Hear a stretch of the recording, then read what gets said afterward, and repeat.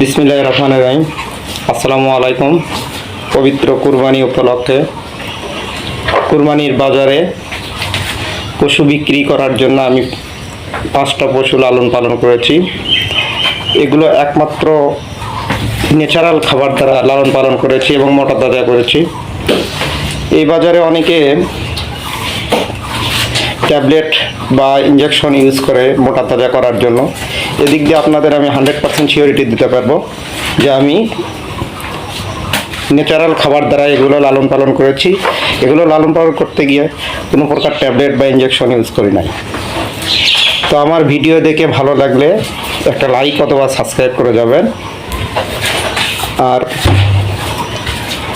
আমি আপনাদের পর্যায়ক্রমে একটা একটা করে আমার 5টা পশু দেখাবো ভিডিওতে।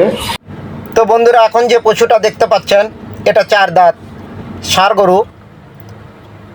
তো দেখতেই পাচ্ছেন কেমনভাবে তৈরি হয়েছে। এখন যেটা দেখতে পাচ্ছেন এটা হচ্ছে 2 দাঁত, এটাও ষাঁড়।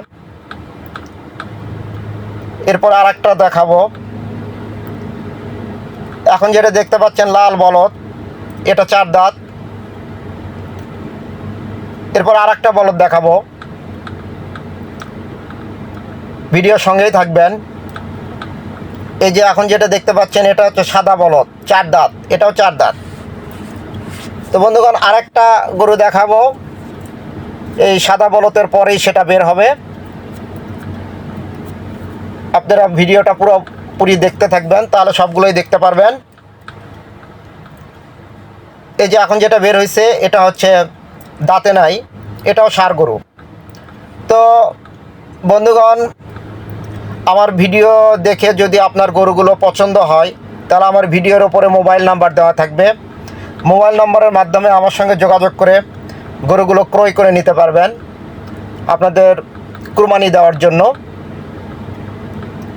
এগুলো আমার নিজের হাতে লালন পালনকৃত, খুব যত্ন সহকারে লালন পালন করেছি আমি। তো বন্ধুগণ, ভালো থাকবেন, সুস্থ থাকবেন।